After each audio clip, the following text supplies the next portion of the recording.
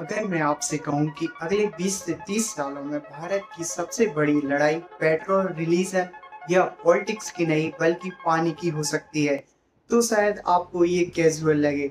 लेकिन फैक्ट्स कुछ और कहते हैं। ग्राउंड वाटर तेजी से खत्म हो रहे हैं, नदियां पॉल्यूटेड हो रही हैं, हीट वेव्स बढ़ रही हैं और पॉपुलेशन लगातार बढ़ रही है। मतलब डिमांड बढ़ रही है लेकिन सप्लाई नहीं।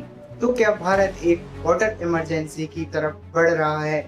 आज फैक्ट और डेटा के साथ इसी को समझते हैं। सबसे पहले प्रॉब्लम का साइज समझते हैं।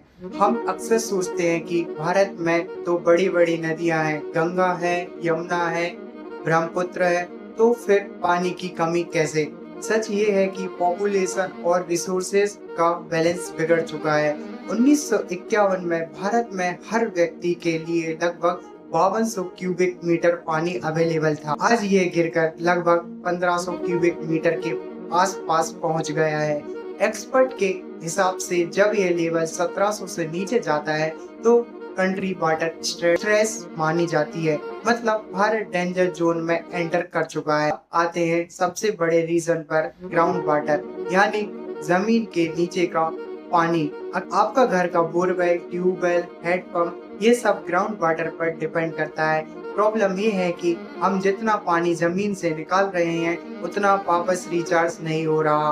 भारत दुनिया का सबसे बड़ा ग्राउंड वाटर यूजर है। चाइना और अमेरिका को मिलाकर जितना ग्राउंड वाटर यूज होता है उससे भी ज्यादा भारत यूज करता है।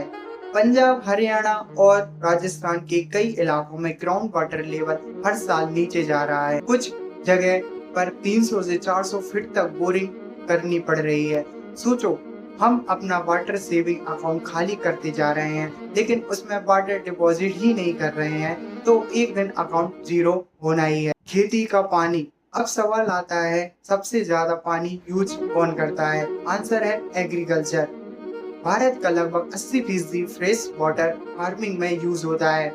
यहाँ एक इंटरेस्टिंग प्रॉब्लम है। पंजाब और हरियाणा जैसे स्टेट राइस उगाया जाता है। राइस को बहुत ज्यादा पानी चाहिए। 1 किलो चावल उगाने के लिए हजारों लीटर पानी लग सकता है। इसी तरह महाराष्ट्र के कुछ ड्राई एरियाज में शुगर कैन उगाया जाता है। शुगर कैन भी बहुत ज्यादा पानी पीता है। मतलब जहाँ पानी कमी है वहाँ हम पानी वाली क्रॉप्स उगा रहे हैं। ये एग्जैक्टली वैसे ही है जैसे पैसे कम हो और खर्चे सबसे ज्यादा वाले। रिजल्ट, ग्राउंड वाटर खत्म हो रहा है। अब बात करते हैं क्लाइमेट चेंज की।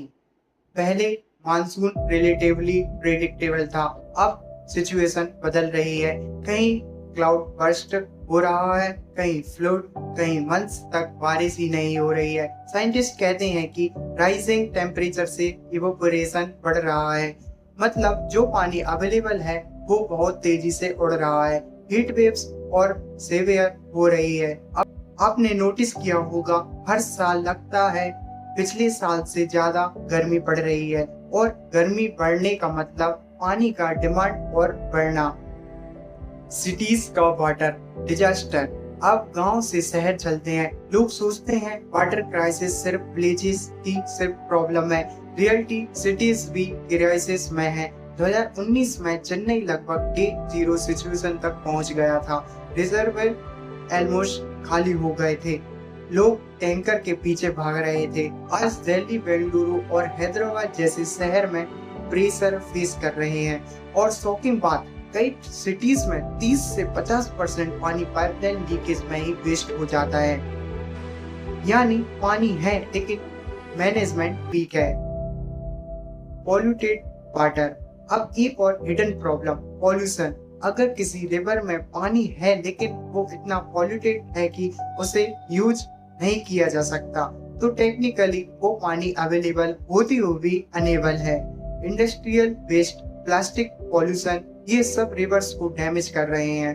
कई रिपोर्ट्स के मुताबिक भारत का बहुत बड़ा सरफेस वाटर पॉल्यूटेड कैटेगरी में आता है। मतलब पानी की क्वांटिटी ही नहीं है, क्वालिटी भी प्रॉब्लम है।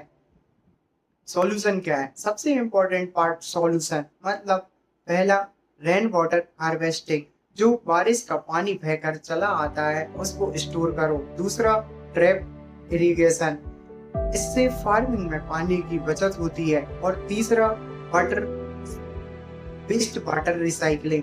कई कंट्रीज ट्रीटेड वाटर को दोबारा यूज करती हैं, लीकेज कंट्रोल करती हैं, और सबसे इम्पोर्टेंट, पब्लिक अवेयरनेस, क्योंकि हर बूंद मैटर करती है।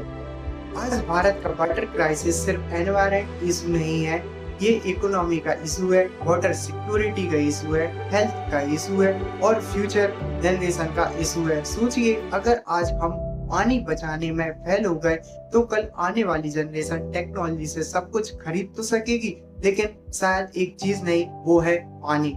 और जब किसी देश को अपनी पानी की नीड के लिए देश से खरीदना पड़े तो समझ लीजिए क्राइसिस बहुत बड़ा हो चुका है। इसलिए अगली बार जब आप नल खुला छोड़ दें, ये पानी वेस्ट करें, तो याद रखिए वाटर क्राइसिस किसी और की प्रॉब्लम नहीं है, ये हम सबकी प्रॉब्लम है। पानी को बचाना सिर्फ एक हैबिट नहीं, भारत के फ्यूचर में इन्वेस्टमेंट है।